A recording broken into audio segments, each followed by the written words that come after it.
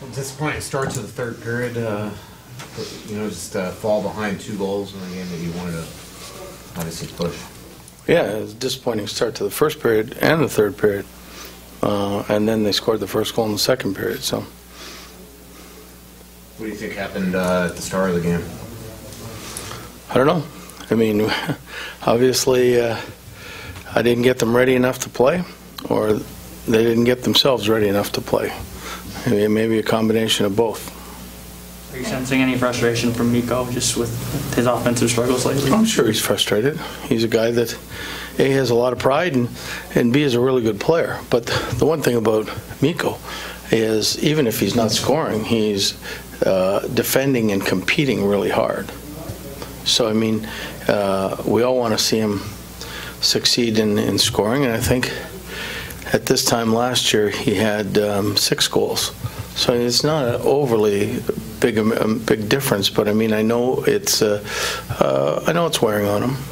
Odd man rushes tough to give up against any team, but let alone that one too. Pardon me? Odd man rushes, giving those up to any team, let alone them.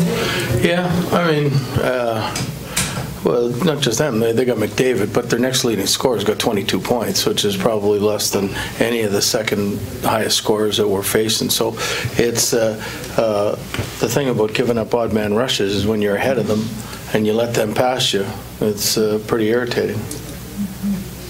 The power play tonight just not very good. Took penalties right after 2 of them. Took penalty on 1 of them and gave up a short. What do you think happened on that? Well, if you don't win the special teams battles, you usually don't win. Like, you give them 6 power plays, and then when you get your 4 and you don't take advantage of it, and they're +1 on it, then you're in trouble. It's just maybe some of our guys that think that they're anointed and should be on the power play, whether they're playing good or bad. And again, it's something that I'll have to change. Easy to go back to Stalock tomorrow, though, with the time off till then? Yeah. I mean, right now, I haven't heard any reports from Alex or the trainers whether he's hurt or, even though he did get run once in the second period. The third and fourth lines, we've talked a lot about them, but there have been a lot of games lately where the first and second lines just seem to be MIA offensively. Why do you think that they've been so kind of neutralized in probably 4 of the last 5 games? I don't know. I think both lines have been playing pretty well. And my biggest fear is now moving some guys up to the first and second line and them not getting the same results because the guys who are moving back aren't working as hard. Those 2 lines are working their tail off, and when they're working their tail off, they're succeeding. Will you have Spurgeon back tomorrow? There's a possibility.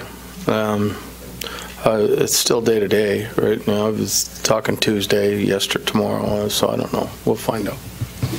Stahl and Granlund, they had pretty good chemistry on that last road trip. Do you want to go back to them maybe on the road trip? Yeah, no, I mean, there's a lot of things I want to do. I mean, one of the things was, Granlund and Mikko have had great success, and just thought maybe that they spent a couple games apart. Maybe they got together again and they'd get the success again. And so far, statistically, it hasn't happened. But I don't know. We'll see what we have tomorrow.